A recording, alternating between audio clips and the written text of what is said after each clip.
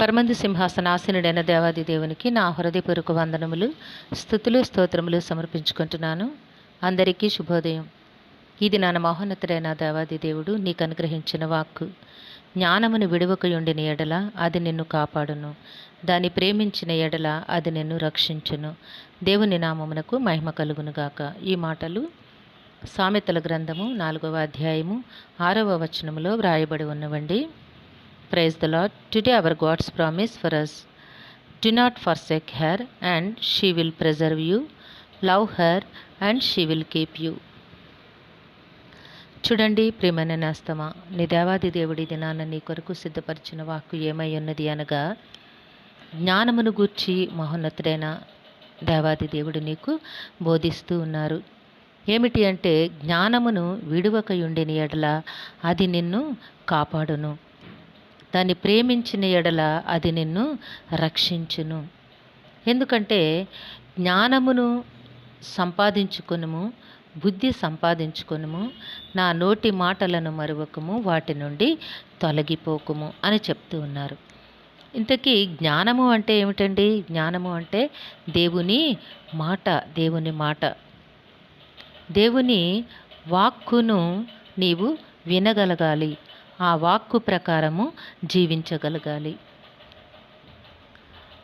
దేవుని వాక్కును గనక నీవు సంపాదించగలిగినట్లయితే నీ బ్రతుకు ఎంతో ఆశీర్వాదకరముగా ఉంటుంది. దేవుని యొక్క జ్ఞానము నీవు సంపాదిస్తే నీవు ఆ సంపాదించిన జ్ఞానము వలన ఎంతో ఉన్నతమైన ప్రయోజనమును పొందగలుగుతావు. బుద్ధి సంపాదించుకొనుము, నా నోటి మాటలను మరువకము, వాటి నుండి తొలగిపోకుము. అయితే సంపాదించిన ఈ జ్ఞానమును, దేవుని వాక్యము అనడి జ్ఞానమును నీవు కాపాడుకోవాలి, దానిని వృధా చేసుకోకూడదు. ఆ జ్ఞాన వచనముల నుంచి నీవెన్నడూ కూడా తొలగిపోకూడదు. జ్ఞానమును విడువక యుండిన ఎడల అది నిన్ను కాపాడుతోంది, నిన్ను రక్షిస్తోంది.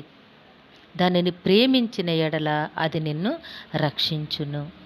జ్ఞానమయ్యున్న దేవాది దేవుని యొక్క వాక్కులను నీవు విని సంపాదించుకుని ఆ జ్ఞానానుసారముగా నడుచుకున్నట్లయితే నీ బ్రతుకు ఎంతో ఆశీర్వాదకరముగా ఉంటుంది. గనక నీవెన్నడూ కూడా జ్ఞానమయ్యున్న దేవాది దేవుని దూరము చేసుకోకూడదు. ఆయన మాటలను నీవెన్నడూ దూరము చేసుకోకూడదు.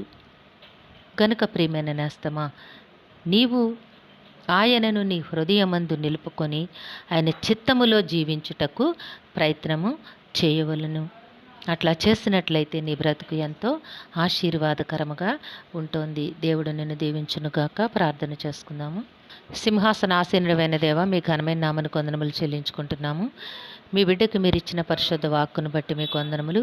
నాయన, జీవాధిపతి అయిన దేవ, జ్ఞానమయ్యున్న రక్షక, మీ జ్ఞాన వచనములను నాయన విని బుద్ధిని సంపాదించుకొని మీ జ్ఞాన వాక్యముల వెంబడి నడిచే యోగ్యతను, కృపను మీ బిడ్డకి ప్రసాదించండి.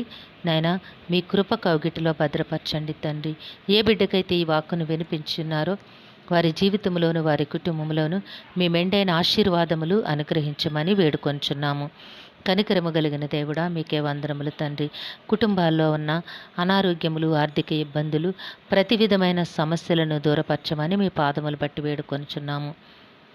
నాయన, బిడ్డల వివాహాల కొరకు ఆశతో ఎదురు చూస్తూ ఉన్నారు. మార్గం తెరవండి దేవా.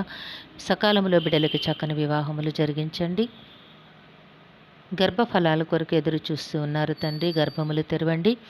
చక్కని గర్భఫలములు అనుగ్రహించండి తండ్రి. ఉద్యోగాల కొరకు ఎదురు చూస్తూ ఉన్నారు దేవా. నాయన, మీరే కరుణించి కృప చూపించి మంచి ఉద్యోగములు ప్రసాదించమని సమస్తమును మీ కృపకు అప్పగించుకుంటూ ఈ ప్రార్థన మా రక్షకుడును మీ ప్రియకుమారుడైన యేసుక్రీస్తు నామం పేరట అడిగి వేడుకొనుచున్నాము తండ్రి. ఆమెన్. సర్వకృపానిదేగు దేవుడు మీ కుటుంబ జీవితంలో అనేకమైన ఆశీర్వాదములు అనుగ్రహించి మిమ్మును ఆయన నామ మహిమ కొరకు జీవింపచేయునుగాక.